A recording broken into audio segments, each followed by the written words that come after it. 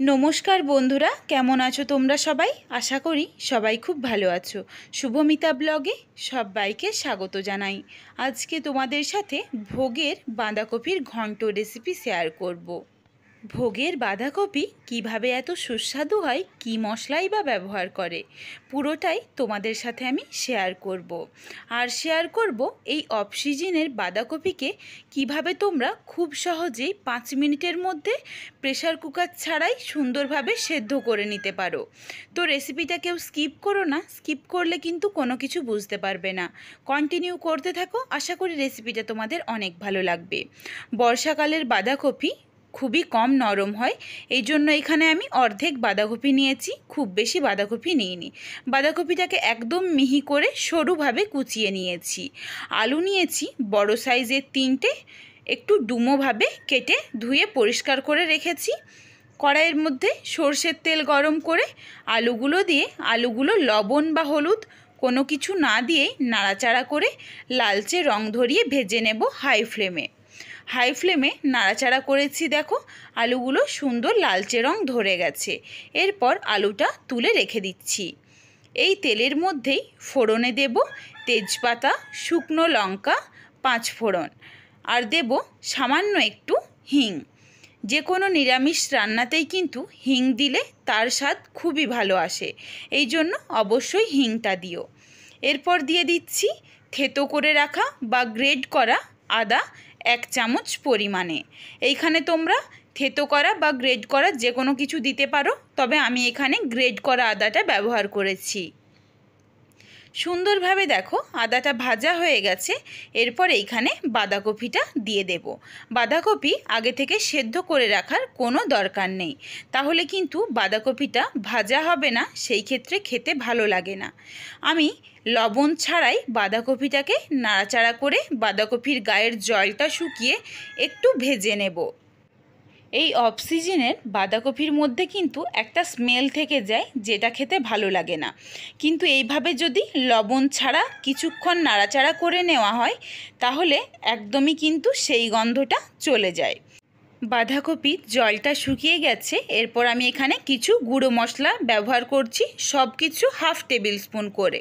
হলুদ গুঁড়ো, জিরে গুঁড়ো, লবণ, কাশ্মীরি রেড চিলি পাউডার, ঝালের জন্য লঙ্কার গুঁড়ো। অবশ্যই লবণটা নিজেদের স্বাদ অনুযায়ী ব্যবহার করো, ঝালটাও নিজেদের পরিমাপ অনুযায়ী ব্যবহার করো।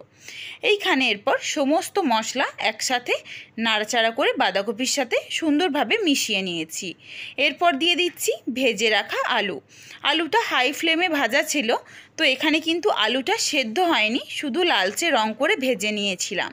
সমস্ত কিছু ভালো করে মিশিয়ে নিয়ে আবারও ঢেকে দেব।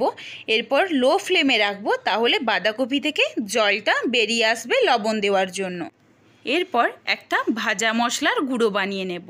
হাফ তেজপাতা, হাফ জয়িত্রীর টুকরো, ছোট্ট একটা দারচিনি স্টিক, একটা শুকনো লঙ্কা, 4টে লবঙ্গ, 2টো ছোটো এলাচ।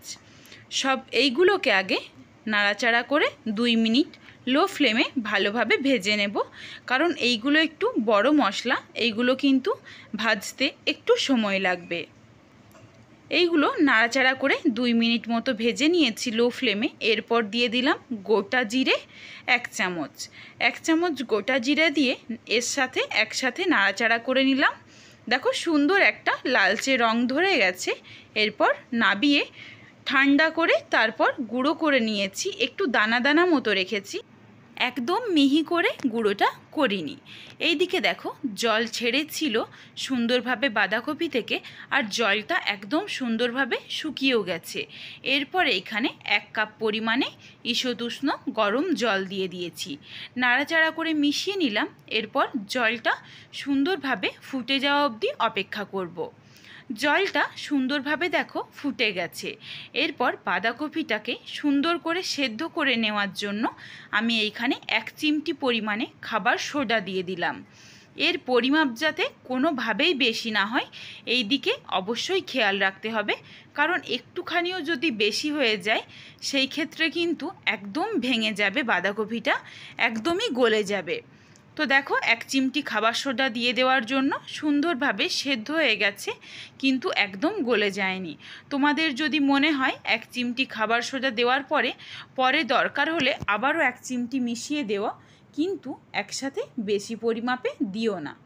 এরপর সুন্দরভাবে সেদ্ধ হয়ে গেছে বাঁধাকপি আর আলু। এরপর দিয়ে দিলাম ভেজে রাখা মশলা পুরো মশলাটা দিয়ে ঢাকনা দিয়ে ঢেকে দিয়েছি। সুন্দরভাবে বাঁধাকপি সেদ্ধ হয়ে গেছে। দিয়ে দিলাম 4টে চেরা কাঁচা লঙ্কা, 1 চামচ পরিমাণে চিনি। যে কোনো নিরামিষ তরকারিতে একটু মিষ্টি মিষ্টি কিন্তু খেতে ভালো লাগে, এই জন্য এইখানে আমি বড় চামচের 1 চামচ চিনি দিয়েছি। জলটা দেখো শুকিয়ে গেছে, আর এইখানে খুব সহজেই খাবার সোডাটা দিয়ে দেওয়ার জন্য 3 থেকে 4 মিনিটের মধ্যেই বাঁধাকপিটা সেদ্ধ হয়ে গেছে। একটু খুন্তিতে করে চেপে দিলাম যাতে একটু মাখো মাখো হয়ে যায়। কয়েকটা আলুও ভেঙে দিয়েছি, বাঁধাকপিটাকেও একটু চেপে দিয়েছি।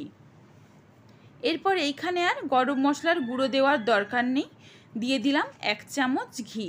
1 চামচ ঘি দিয়ে নাড়াচাড়া করে এরপর নাবিয়ে নেব। ভীষণই সুস্বাদু হয় এই ভোগের বাঁধাকপি রেসিপিটা। তোমরা যে কোনো ঠাকুরের ভোগেও এটা দিতে পারো, বা বাড়িতেও কিন্তু বানিয়ে খেতে পারো, খুবই সুস্বাদু হবে। আমার এই বাঁধাকপির রেসিপিটা তোমাদের কেমন লাগলো কমেন্ট করে জানাতে ভুলো না কিন্তু। যদি ভালো লাগে লাইক করো, শেয়ার করে বন্ধুদের দেখার সুযোগ করে দিও। তোমরা যদি এই রকম নিত্য নতুন রেসিপি আরও পেতে চাও তাহলে অবশ্যই আমার চ্যানেলটিকে সাবস্ক্রাইব করে পাশে থাকা বেলটি অন করে অল নোটিফিকেশান অন করে দিও, যাতে আমার প্রত্যেকটা রেসিপির নোটিফিকেশান সবার প্রথমে তোমাদের কাছে পৌঁছে যায়। আবার শীঘ্রই হাজির হচ্ছি নতুন কোনো এক রেসিপি নিয়ে। পরবর্তী রেসিপি দেখার আমন্ত্রণ রইল। পুরো ভিডিওটা দেখার জন্য অনেক অনেক ধন্যবাদ রইল। তাহলে আজকে আসি।